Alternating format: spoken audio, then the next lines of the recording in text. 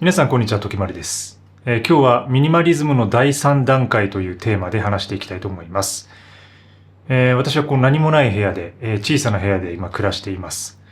ただ昔はですね、音楽やっていたりとか、写真やっていたりとか、で、CD とか、機材、そして写真集とか本の収集家でした。で、ものすごいね、物に溢れた生活をしていたんですけども、東京に来てからしばらくして5、6年経ってからミニマリズムに出会って、で、そこからいろんな紆余曲折して、で、小屋暮らしをしていた時期があったりとか、二拠点生活を試したりとか、で、今、こういう何もない部屋で、おかしなことばっかり喋っています。今物を減らしている人とか、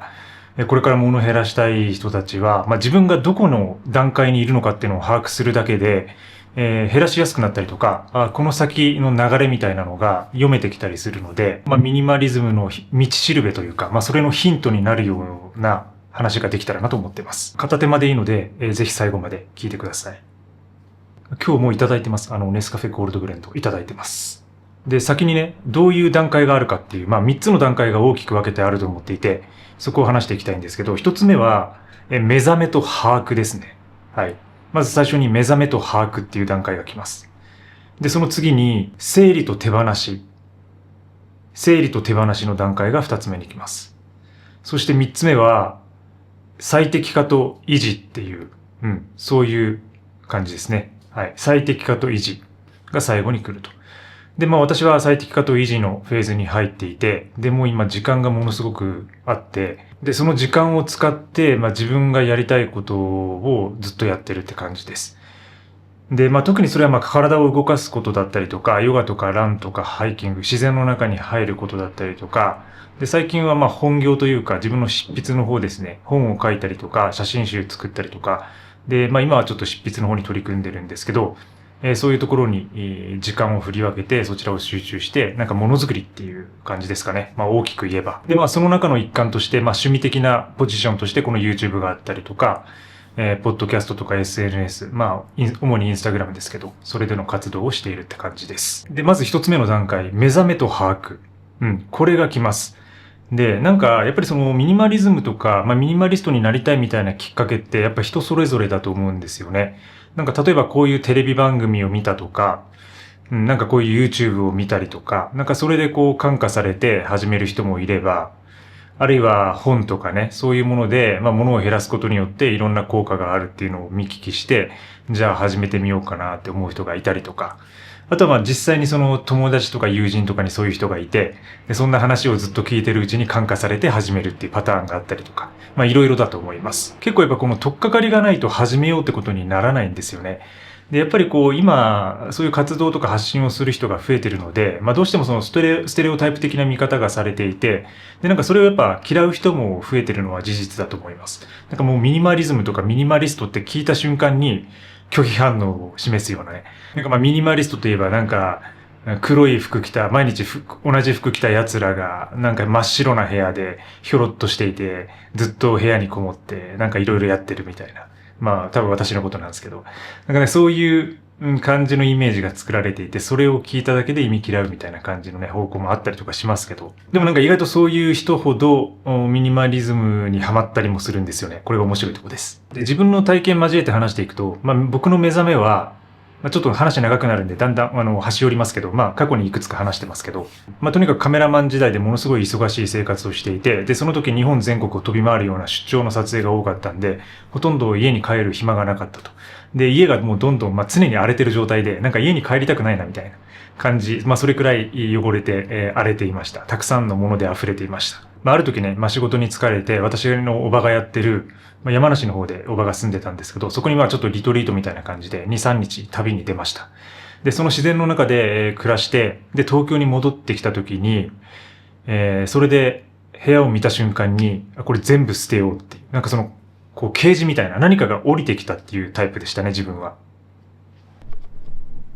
これ今光が差してきたでしょ。こういう話をしてるとね、やっぱミニマリズムの神様みたいなものが降りてくるんですよ。だから今、すごい光が差して眩しくなったんで、今ちょっと調整したんですけど、そういう感じで、帰ってきて、旅から戻って自分でそれ気づき、啓示みたいなものを得たって感じです。そう言うとむちゃくちゃ怪しくてスピリチュアルなんだけども、でも実際は同時期にですね、私はそのアメリカのミニマリストの The Minimalists っていう、ジョシュア・フィルズ・ミルバーンとライアン・ニコデマスっていう二人組がやっている、ユニットなんですけど、その人たちが書いた本に出会ってます。で、それもたまたまね、そういう自分の部屋を見て、これ汚いなって、なんかないのかなって、で、思ってたところ、その時まだ本屋とかに行ってた時代だったんで、たまたま本屋さんで、そのジョシュアとライアンが書いた、ミニマリズムか。30歳から始めるミニマルライフっていう風な副題がついていましたね。その本に出会うわけです。で、それが平積みされてて、ちょうどだからこんまりさんとかがアメリカとかで流行り出したちょうど走りぐらいの時で、それをね、たまたま見て、で、ちょうど僕がその時30手前、多分29とか8とかだったかな。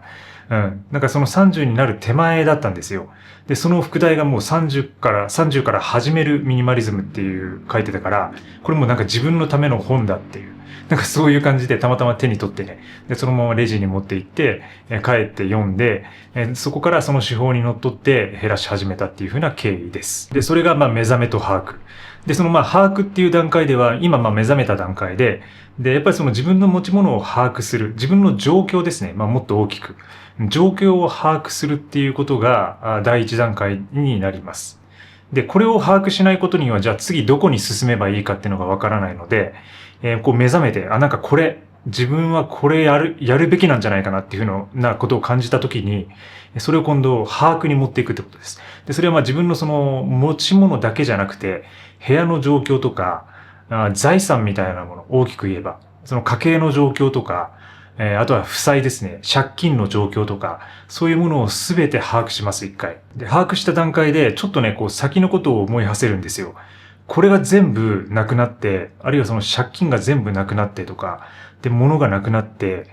た時に自分はどういう風な生活とかライフスタイルを得られるんだろうってこと。なんかその辺を想像すると、次の段階にスッと入ってきます。だからとにかく把握するってことが大事ですね。で、この段階ではもう多分持ち物の数が多いと思うので、僕みたいに、今リスト化してるんですけど、そういう風なリスト化みたいなものは最初から取り掛かる必要はないと思います。とにかく大きなものとか、邪魔になっているものとか、ストレスの原因になっているものとか、そういうものをどんどん把握して手放していきます。だからそれを手放すために把握するっていうことが大事ですね。まず目覚めて自分の持ち物を把握する。それが第一段階です。で、次ですね、いよいよ第二段階で整理と手放しのフェーズに入っていきます。で、この第一段階から第二段階、整理と手放しっていうのは人によって違うんですけど、割とすぐ訪れることが多いですね。だから僕はもうその啓示みたいな、割とその最初のインパクトが衝撃的だったので、もうそこからすぐですね、そのジョシュアとライアンの本に書いてあるパッキングパーティーっていうものを実施しました。で、それは自分の持ち物をすべてパッキングして、必要なものだけを1週間だけ使ってみて、で、使わなかったものは全て処分するっていう風な、割とエクストリームな方法ではあるんですけど、でもその捨て方っていうのは人によって柔軟に調整はできると思うので、その最初の段階で少しずつ捨てるのではなくて、物が多い人は一気に減らすっていうのが、まずね、大事かなと思います。もうそこになんか集中することによって、なんかやっぱその最初ってその勢いついてるし、ハマりかけだから、やっぱね、すぐできるんですよ。で、そういう行動力とか、自分の考えてることとか、捨てる、エネルギーみたいなものとかに溢れてると思うんで、そこはね、最初の勢いで取り掛かった方が、うまくいくパターンが多いです。もちろんね、ハマってるからみんな多分すぐやると思うんだけど、なんか、そこからなんかいろいろぐだぐだと、どういう方法がいいんだろうなかっていう、理論から入っていくとなかなか難しいところがあるんで、いつまで経っても捨てられないみたいな状況になり得るので、やっぱりもう実際自分で手と足を動かしてですね、どんどん持ち物を減らしていくっていう作業が、必ず1回は必要ですね。で、整理と手放しって言ってますけど、その整理と手放しっていうのは、同時にやることでもあるし、マージするものであるというか、どっちがどっちっていう感じではなくて、一緒にやっぱりやっていくことだと思ってるんですよね。というのも、やっぱりその整理をすることによって不要なものっていうのが明確になってくるし、で、逆にその手放したこと、何かを手放したことによって、その空いた隙間をじゃあどういうふうに他のもので組み合わせて作っていくか、埋めていくかみたいな、そういう考え方ができるんですよね。だからその整理して手放そうとか、一回手放してから整理しようっていうのは、どっちをやるかってわけじゃなくて、両方やるってこと。ただ、整理するにしても、やっぱり物の数があまりにも多すぎると、今度そのオーガナイズ、することが難しくなってくるので、先にやっぱり物が多い人は物の総量を減らすっていうのが、優先かなと思いますね。で、そういう意味で、さっきジョシュアとかライアンがやっているような、パッキングパーティーっていう手法だったり、で、この前私が紹介したような、その日付の数だけ物を捨てていくっていう風な、ゲームみたいなものを活用しながら捨てていったりとか、そういうことができます。で、もう一つ手放しで重要なのは、有効なのは、引っ越しになります。はい。これよく言われることですけど、引っ越すときっていうのは、やっぱり自分の持ち物をすべてパッキングして持っていくっていう作業が必要なので、奥に入っているものとか、ね、なんかクローゼットとかにかくまっているものとか、そういうものが明るみに出やすいタイミングです。だから、物を減らしやすいタイミングでもあるんですよね。だから私はこの整理と手放しっていうフェーズは結構長く続くと思っていて、というのも、その間に結構やっぱりリバウンドしたりとか、物の数が減ったり増えたりするからなんですよ。やっぱりどうしても減ったり増えたりするんで、その中で、引っ越しっていうものが入ると、またそのタイミングで減らすことができる。だから私はそういう意味で、一人暮らしっていうこともあって、東京でもずっと転々としてるんですけど、やっぱり2年とか3年おきぐらいにずっと引っ越してきたんですよね、家を。それが今のエクストリームのスタイルを生み出しているとも思っています。で、本当に小さな部屋から大きな部屋まで、いろんなとこ住んできたんですけど、で、シェアハウスに住んだこともありました。本当にね、あの時楽しかったんですけど、でもむちゃくちゃ部屋自体は狭くて、でもね、その時無理やりベッドと、その時大きなダイニングテーブルとか持ってたんですけど、正方形の。そういうものをわざわざ持って行ったりとかね。だからあの時は自分がその捨てる感覚っていうのがまだ、できてなかったので、今だったら確実にそういう狭い部屋に行く時は家具とか捨てるんですけど、その時はね、私シェアハウスの狭い部屋に本当に持って行ったんですよ。そういうベッドとか、ダイニングテーブルとかを。で、出会ったのはそのシェアハウスを出てから私ミニマリズムに出会ってるので、で、そこから減らし始めたんで、今思えば、よくあんな、狭い部屋でたくさんのもので暮らしていたなと思うんですけど、でもやっぱり引っ越しをすることが物を減らすことにかなり役立つと。で、その過程で私は小屋暮らしをしてみたりとか、あとは逆に拠点をもう一つ増やして2拠点にしてみたりとか、で、その時にじゃあ物の総量をじゃあどういうふうに考えることができるのかとか、そういうことをやりながら減らしてきました。で、それから第3段階の最適化と維持っていうふうな、最適化と維持っていうフェーズに入っていくんですけど、だから私はその目覚めて、で、すぐそのまま整理と手放しっていうフェーズに入って、で、その整理と手放しのフェーズが、おそらく5年ぐらい続いてますね。2013とか14年ぐらいに出会って、で、そこから2020年ぐらいまで、その手放しと引っ越しを繰り返していたので、やっぱり急に減らしたんだけど、やっぱり自分のやることとか仕事によって、量が増減しながらどんどん減らしていく。だから結局ね、5年ぐらいかかってるんですよ。次のフェーズに行くまでは。で、その何が最適化と維持かっていうのは結構人によって曖昧なところはあると思うんですけど、私の場合はですね、もう極端に減らしきったところから最適化と維持というものが始まると思っています。で、最適化っていうのは僕の例で言うと、これは山での生活と都市での生活をマージさせたっていうこと。それが一つ大きな自分のターニングポイントになっています。で、その時期っていうのはもうドンピシャでコロナの時期にかかっていて、だから2020年ですね。今でも覚えてるんですけど、本当に渋谷の小さなペントって呼んでた、もうホワイトボックス、このホワイトボックスと同じくらいの狭さなんですけどね。そういう私が住んでた部屋、ペントっていう部屋で、完全にロックダウン状態の時に、山に入り始めて、改めて、で、そこで使っていた道具とかを今度部屋で使うようになって、で、あと部屋の中でその政治の葉っぱとかを燃やし始めて、なんかシャーマンの儀式なんかを始めたりして、そこはちょっと冗談ですけども、でもちょっとそういうふうなそのアウトドアでするようなことを部屋の中でやってみたりとか、あとは部屋の中でやることを、外で、アウトドアでやってみたりとか、なんかそういう自分の生活の実験みたいなのが本格的に始まった時期だと思います。で、その少し後くらいからこの YouTube チャンネルが始動してるんですけども、だから大体僕が、この YouTube し始めたのはもうすでに、最適化と維持のフェーズに入り始めたぐらいだと思ってもらっていいですね。で、もう一つ重要なのは、その最適化のフェーズにおいては、やっぱりその持ち物をどんどん軽いものとか小さいものにリプレイスしていくっていう風な行動が目立つようになります。はい。だからこれはだから道具を減らしてる段階の時に、そのいいものないかな、いいものないかなって買ったりするってことは、結局ね、物を増やすことにつながるんで、結構危険な部分はあるんですよね。だから一回その減らしきって、最適化と維持のフェーズに入った時に本格的に最適化し始めるっていうこと。で、最適化に入れるタイミングっていうのは、自分の持ち物をですね、大体リスト化できる段階になった時だと、自分の中では思っています。で、これエクストリーム前提に話してるんで、ライトなミニマリズムを実践する人は、今日の話はそんなに役に立たないかなとは思うんですけど、いわゆるその最適化っていうのは、リスト化できて、自分のその持ち物の数えられるくらいになって、全てをちゃんと把握できて、で、あと重さとか耐久性とか、そういう自分の使い勝手とかね、目的、ライフスタイルに合わせて自分の道具を選べるような段階っていうことですね。だからそれに合わせて、もっと軽いものはないか、小さいものはないかっていうことを自分の場合は、常々探しながらリプレイスしてきました。ただそこで捨ててはなら